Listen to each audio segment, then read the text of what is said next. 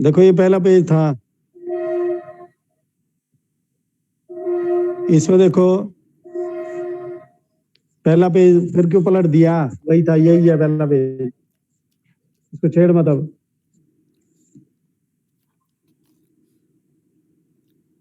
देखो जैसे तुमने ये पढ़ा है कि सबसे पहले यही बता रखा है कि सब्सटेंस जो है वो एलिमेंट, कंपाउंड और मिक्सचर 3 फॉर्म्स में, ठीक है।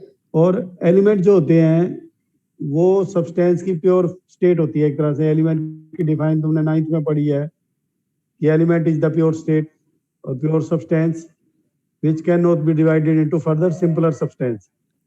और ये मेटल नॉन मेटल वाले चैप्टर में भी पढ़ा था। अब एलिमेंट के बारे में देखो कि 1800 तक, यानी ईयर 1800 तक सिर्फ 30 ही एलिमेंट नोन थे। ये पहले पैराग्राफ में लिखा हुआ है इसमें, only 30 elements were known till 1800। तो उन 30 एलिमेंट्स की जो स्टडी थी वो ज्यादा डिफिकल्ट नहीं थी। उनको सिंबल देने, उनकी स्टडी करनी, उनके यूज स्टडी करने वो ज्यादा इजी थे। लेकिन 1865 में 63 एलिमेंट्स डिस्कवर हो गए और आज तो मोर देन 115 एलिमेंट्स नोन है, ठीक है। तो जैसे जैसे एलिमेंट इंक्रीज होते गए, ज्यादा एलिमेंट होते गए, उनकी स्टडी, उनके कंपाउंड्स का नेचर, उनकी प्रॉपर्टीज, उनका यूज डिफिकल्ट होता गया। तो साइंटिस्ट ने उनकी स्टडी को इजी करने के लिए क्या किया, उनको ग्रुप्स में बांटना शुरू कर दिया। उनकी सिमिलरिटीज और डिसिमिलरिटीज के बेस पर उनकी ग्रुपिंग करनी शुरू कर दी, ताकि उनकी स्टडी क्या हो जाए, इजी हो जाए, उनका यूज इजी हो जाए और उनकी प्रॉपर्टी स्टडी, उनके कंपाउंड्स का नेचर और उनके बारे में मोर इंफॉर्मेशन गेन करना इजी से इजी होता जाए। तो scientist make grouping of the elements when much more elements were discovered in nature later on, ठीक है। तो शुरू में जब कम एलिमेंट थे तो उनकी स्टडी इजी थी, लेकिन जब ज्यादा एलिमेंट हो गए तो उनकी स्टडी डिफिकल्ट होगी। तो साइंटिस्ट ने उनको ग्रुप्स में डिवाइड करना शुरू कर दिया और ऐसे ऐसे ग्रुप बना दिए कि मान लो 10 का ग्रुप है तो उसमें एक की स्टडी कर लो तो बाकी सबकी भी सेम हो, तो 10 की स्टडी ना करनी पड़े, ठीक है। तो क्या सर 63 एलिमेंट कब हुए थे? 1865 तक 63 थे। Okay sir. और आज मोर देन 115 एलिमेंट है। अब जैसे मान लो हमारे पास कोई स्कूल हो और उस स्कूल में 6-7 ही बच्चे हो या 10 बच्चे हो, तो उनकी अलग अलग डायरी चेक करना इजी है, तो उनको डेली वर्क क्या मिला है वो स्टडी करना इजी है। लेकिन अगर मान लो 100 बच्चे हो जाएं तो हर एक की डायरी चेक करना डिफिकल्ट हो जाएगा। तो हम 10 क्लासेस बना देंगे, हर एक में 10 बच्चे बांट देंगे और हमें टोटल 10 डायरी ही चेक करनी पड़ेगी, तो हमें पता लग जाएगा कि सारी क्लासों को क्या काम मिला, ठीक है। तो यानी इसलिए साइंटिस्ट ने भी ये ट्राई किया कि इनकी ग्रुपिंग कर दो और ग्रुपिंग करके इनकी स्टडी जो होगी वो क्या हो जाएगा, इजी हो जाएगी। भाई अगर स्कूल में 10 ही बच्चे हो, 10 डायरी चेक करनी हो तो वो इजीली चेक कर लेगा कोई भी टीचर। लेकिन अगर 100 बच्चे हो जाएं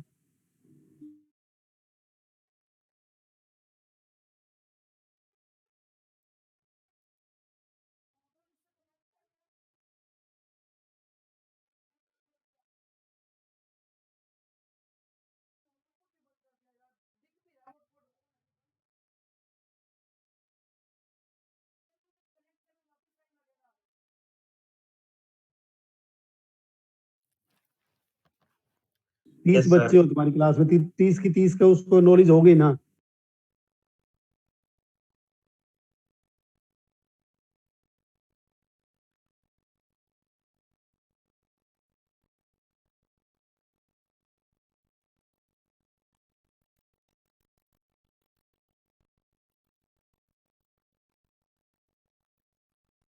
एक ग्रुप ये बना दिया, ठीक है, एक ग्रुप ये बना दिया और एक ग्रुप ये बना दिया।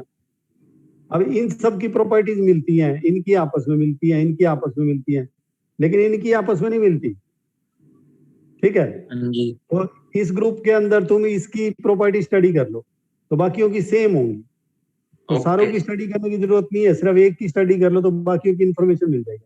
ऐसे इस ग्रुप में स्टडी कर लो, बाकियों की इंफॉर्मेशन मिल जाएगी, ठीक है। तो ऐसे करके तुम्हें सिर्फ 1 2 3 4 5 ही स्टडी करने पड़ेंगे और तुम्हें 50 की इंफॉर्मेशन मिल जाएगी, ठीक है ना। अगर अलग अलग 50 की करोगे तो वो डिफिकल्ट है, मान लो ये हाँ जी। 50 बच्चे अपनी डायरी लेके ग्राउंड में घूम रहे हो तो सबकी स्टडी करना तो डिफिकल्ट हो जाएगा, यस सर। ठीक है ना। लेकिन अगर इनको सेम डायरी के बेस पर एक 5 लाइनें बनवा दे तो 5 ही डायरी स्टडी करनी पड़ेगी, तो उससे सबकी इंफॉर्मेशन मिल जाएगी, ठीक है। तो इसलिए साइंटिस्ट ने भी ये अटेम्प्ट किया कि इनकी ग्रुपिंग कर दो, इनकी सिमिलरिटीज देख लो और इनकी डिसिमिलरिटीज देख लो आपस में, ग्रुपिंग करने की कोशिश की ताकि इनकी स्टडी इजी हो जाए, इनका यूज इजी हो जाए और इनकी इंफॉर्मेशन जो है वो सारी इजी हो जाए। तो scientist make attempts time to time to group them and this grouping of elements on the basis of their similarities and dissimilarities is called classification. तो एलिमेंट्स को ये सिमिलरिटीज और डिसिमिलरिटीज के बेस पर ग्रुपिंग करना ही क्लासिफिकेशन, ठीक है। इसको पीरियोडिक क्यों कहते हैं ये भी मैं बताऊंगा। तो साइंटिस्ट ने अब क्या क्या अटेम्प्ट किए इसको रब कर एक बार।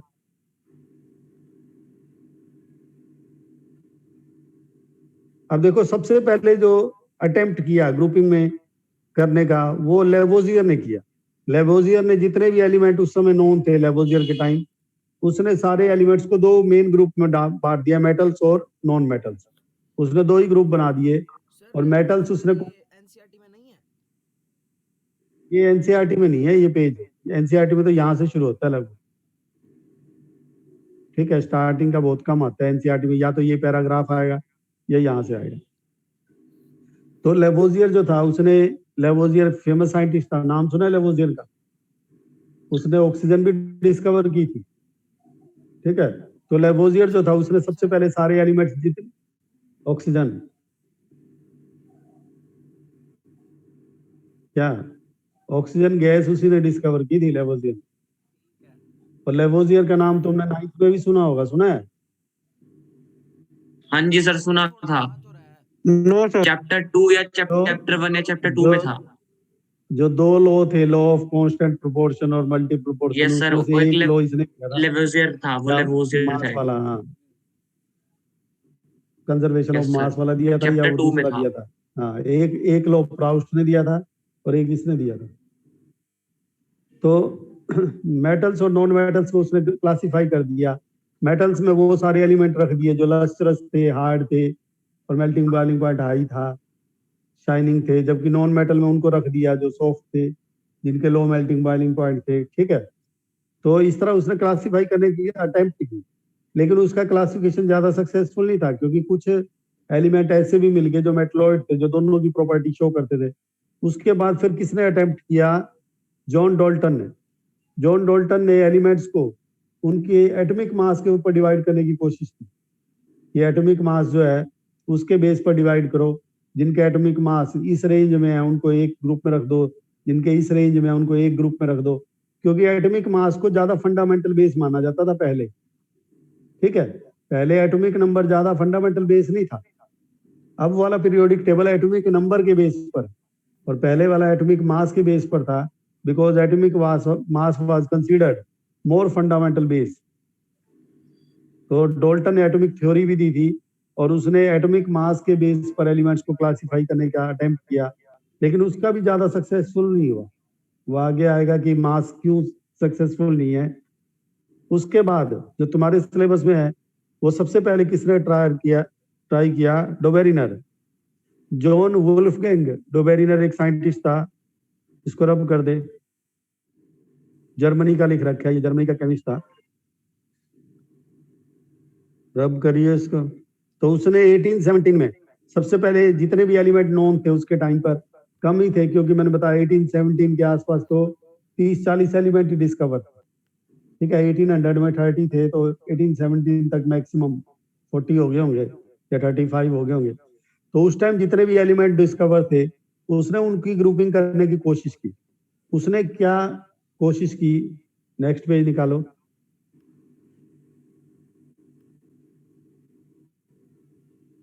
हाँ देखो, उसने 3-3 एलिमेंट के ग्रुप बना दिए। जितने भी एलिमेंट उस टाइम नोन थे, चाहे वो 30 थे चाहे 35 थे, उसने 3-3 एलिमेंट के ग्रुप बना दिए। और उसने ग्रुप कैसे बनाए कि इन तीनों एलिमेंट्स की प्रॉपर्टीज मैच होनी चाहिए, इनकी प्रॉपर्टी सेम होनी चाहिए, ठीक है। जैसे ये देखो, ये लिथियम, सोडियम, पोटेशियम, इन तीनों ये तीनों मेटल है, ठीक है, और तीनों की वैलेंसी 1 है, तीनों को एक इलेक्ट्रॉन लूज करना पड़ता है स्टेबल होने के लिए, और तीनों ही यानी एल्कली बनाती हैं पानी के साथ, वाटर के साथ रिएक्ट करेंगे तो वाटर बनाएंगे, ये एल्कली बनाएंगे। जैसे लिथियम लिथियम हाइड्रोक्साइड बना देगा, सोडियम सोडियम हाइड्रोक्साइड बना देगा, पोटेशियम पोटेशियम हाइड्रोक्साइड बनाएगा। ये तीनों ही बेस बनाते हैं, ये एल्कली फॉर्म करते हैं वाटर के साथ। तो देखो एक तो तीनों की वैलेंसी 1 है, ठीक है, 1+ वैलेंसी है, तीनों मेटल हैं और तीनों ही एल्कली फॉर्म करते हैं वाटर के साथ, तो प्रॉपर्टीज इनकी मैच करती थी, इसलिए उसने इन तीनों को एक ग्रुप में रख दिया। और इस ग्रुप को क्या नाम दिया उसने? एल्कली मेटल ग्रुप, क्योंकि ये मेटल भी हैं और एल्कली फॉर्म करते हैं, इसलिए इस ग्रुप का नाम दे दिया एल्कली मेटल ग्रुप। तो उसने ऐसे 3 एलिमेंट का ग्रुप बनाया और 3 एलिमेंट के ग्रुप को क्या नाम दिया उसने? ट्रायड। यहाँ लिखा भी हुआ है, ट्रायड कहते हैं उसको, TRIAD, ठीक है, ही मेड ट्रायड। ऐसे उसने नेक्स्ट ग्रुप बना दिया 3 एलिमेंट्स का। तो ऐसे कर करके उसने 3 एलिमेंट्स के ग्रुप बनाए और उसने ये बताया कि अगर हम सेम केमिकल प्रॉपर्टीज वाले एलिमेंट्स को ट्रायड की फॉर्म में रख दें, उनके ट्रायड बना दें और उनको उनके इंक्रीजिंग मास के हिसाब से रखें, जैसे सबसे कम मास इसका है, फिर उससे ज्यादा उसका, फिर उससे ज्यादा उसका, यानी एक तो उनको इंक्रीजिंग मास के हिसाब से प्लेस करो और एक उनको प्रॉपर्टीज मैच कर रही है तो एक ग्रुप में रखो। तो बीच वाले एलिमेंट का जो मास होगा ना, वो बाकी दो का अर्थमेटिक मीन आएगा। इसको रब करो, रब कर दो एक बार। देखो जैसे ऊपर वाले का मास है 6.9 यूनिट, नीचे वाले का मास है 39 यूनिट, दोनों का जोड़ करोगे तो बन जाएगा लगभग 46। उसका हाफ करोगे तो लगभग 23 के इक्वल आएगा, जो बीच वाले एलिमेंट का है, ठीक है। उसने ये बताया कि नियर अबाउट एवरेज है, एग्जैक्ट एवरेज नहीं आएगा। तो उसने ये कहा था कि अगर हम 3 एलिमेंट के ग्रुप बना दें जिनकी प्रॉपर्टी सेम हो और उनको इंक्रीजिंग मास के हिसाब से प्लेस करें, then the mass of middle element will be the arithmetic mean of remaining 2। Middle element का जो मास होगा वो रिमेनिंग 2 का अर्थमेटिक मीन होगा, लगभग बीच का आएगा, ठीक है। ऐसे करके उसने पहला ट्रायड ये बना और इस ट्रायड का नाम दिया एल्कली मेटल ट्रायड। हाँ बोल सर। एक बार ना एटॉमिक मास सर वही होता है ना, प्रोटॉन प्लस न्यूट्रॉन। हाँ, हम वैसे पूरा लिख देते हैं 9 10 12, लेकिन वो पॉइंट्स में होता है। Okay sir. प्रोटॉन, लेकिन तुम्हें यही लर्न करने पड़ेंगे पॉइंट्स में ही, जो एनसीईआरटी में दे रखी है। सर सबके ये तो 3 ट्रायड्स हैं, इनके एटॉमिक मास याद करके फिर हमें एग्जांपल दिखाना भी पड़ेगा ऐसे।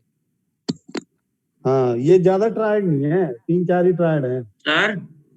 हाँ सर जो वो होता है क्या कहते हैं उसको, सोडियम, उसमें प्रोटॉन 11 होते हैं। हाँ, इलेक्ट्रॉन भी और 11 होते हैं, न्यूट्रॉन भी 11 होते हैं सर, तो 22 हो गया ये न्यूट्रॉन तो। 11 के होते हैं, उसका 23 होता है मास, न्यूट्रॉन 12 हुए इसमें। सर बाय चांस सर हमको न्यूट्रॉन ना गिवन और एटॉमिक मास निकालना होता है, एक बार बता दो। अरे तो मास में से एटॉमिक नंबर घटा दे, प्रोटॉन घटा दे या इलेक्ट्रॉन घटा दे, मास में से न्यूट्रॉन आ जाएंगे। सर मतलब सर एटॉमिक मास याद करना पड़ेगा? ये तो लर्न करने पड़ेंगे तुम्हें, एग्जैक्ट कितने दे रखे हैं एनसीईआरटी में, ज्यादा नहीं है, 8-10-12 के ही है।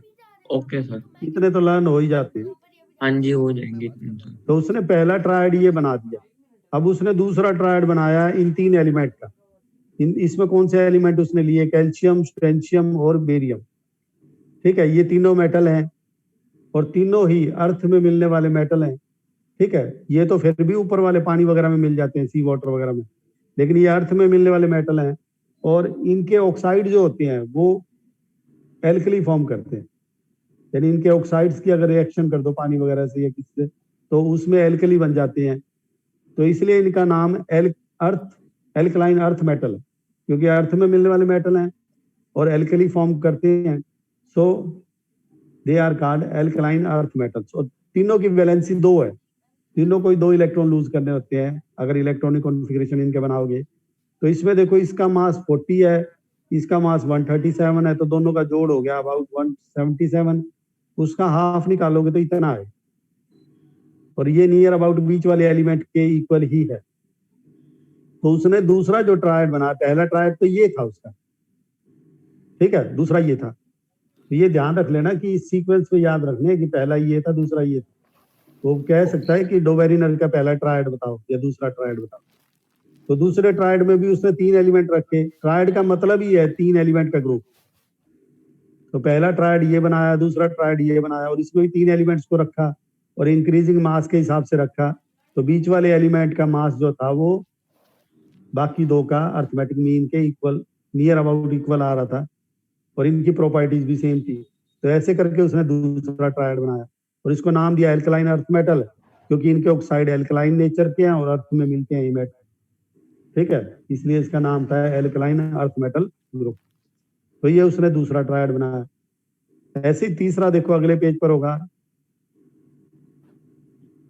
एक सेकंड सर।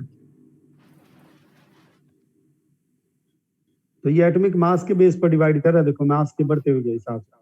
तीसरा उसने बनाया ये क्लोरीन, ब्रोमीन और आयोडीन का ग्रुप, ठीक है। ये तीनों ही नॉन मेटल है और तीनों की Halogen वैलेंसी है। -1 है।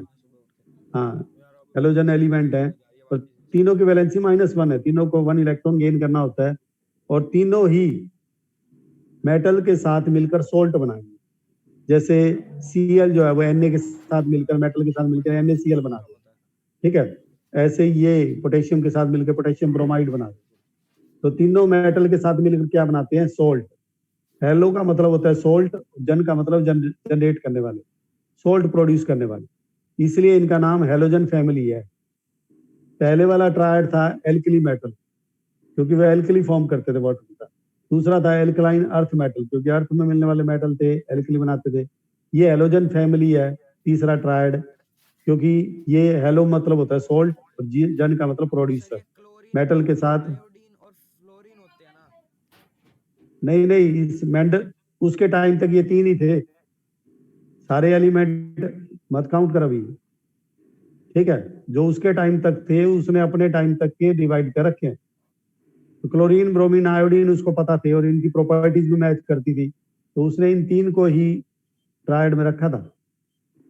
और बीच वाले एलिमेंट का मास अगर एवरेज निकालोगे, ऊपर वाले का देखो कितना है 35.5, नीचे वाले का 136.9, 26.9, और इनका जोड़ करके सम अप एवरेज निकालोगे 161, ये आएगा सर 162.4 कुछ आ जाएगा शायद से। तो इनका एवरेज देखो आ रही है 81.2 दोनों की, और बीच वाले का है लगभग 80 के करीब, तो नियर अबाउट सेम ही है। तो ये ट्रायड भी उसका ठीक था, कामयाब था, ठीक है। और इसका नाम था, उसने मैंने बताया क्या नाम रखा था, halogen frame, because hello mean salt और प्रोड्यूसर, ठीक है।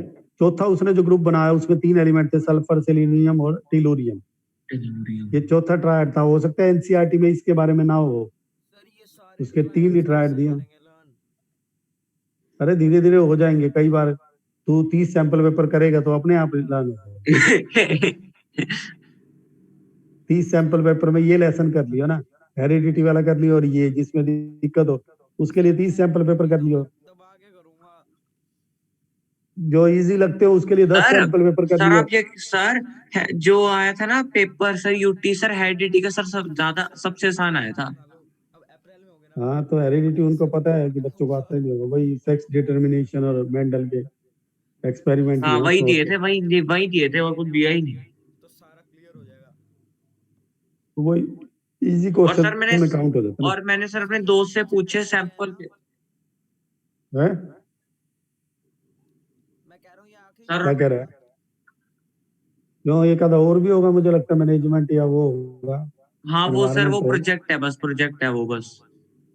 हाँ, सर मैंने अपने दोस्त से पूछा था उसके सैंपल पेपर में, सर उसने कहा कि ज्यादातर जो है ना इसी के ही है, सेक्स डिटर्मिनेशन और मेंडल्स के ही है बस क्रॉस। हाँ, तो उसी के ही आते हैं तुम्हारे सिलेबस में, एक्स्ट्रा थोड़ा आते हैं। हाँ एक्स्ट्रा तो बस 11 सर 12 में आते हैं जो बस मेडिकल। सर बात ये है सर, क्वेश्चन घुमा दिए बस सिर्फ बात वही थी। हाँ, तो देखो ये चौथा ट्रायड जो उसने ट्राई किया उसमें बीच वाले एलिमेंट का मास बाकी दो का लगभग अर्थमेटिक मीन कितना बन रहा है, 79.83 बन रहा है, दो का एवरेज, तो ये लगभग उसके इक्वल ही है। और तीनों की प्रॉपर्टीज भी मैच करती थी, इनकी वैलेंसी 2- है, ठीक है। ये एक तरह से प्रॉपर्टी सेम शो करते हैं नॉन मेटल्स की। और इसके अलावा ये ऑक्सीजन फैमिली इसको नाम दिया गया क्योंकि ये इनका जो ऊपर वाला मेंबर था वो ऑक्सीजन थी, और ऑक्सीजन क्योंकि ट्रायड में फिट नहीं हो रहा था इसलिए उसने इन तीन का ही ट्रायड बना दिया, ऑक्सीजन को छोड़ दिया। उसको जो ट्रायड में फिट होते दिख रहे थे वो ट्रायड बना बना के उसने छोड़ दिया, ठीक है। इसको ऑक्सीजन फैमिली नाम दिया because they relate to the oxygen in their properties, ठीक है।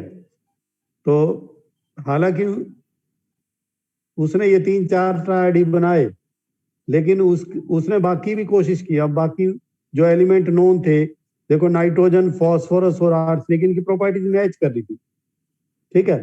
और साइंटिस्ट ने उसको कहा भाई इन तीनों को भी एक ट्रायड में रख, इनकी प्रॉपर्टीज भी मैच कर रही हैं, लेकिन उसने बढ़ते हुए मास के हिसाब से रखा, इंक्रीजिंग मास के हिसाब से, तो बीच वाले एलिमेंट का मास आ ही नहीं रहा था एवरेज।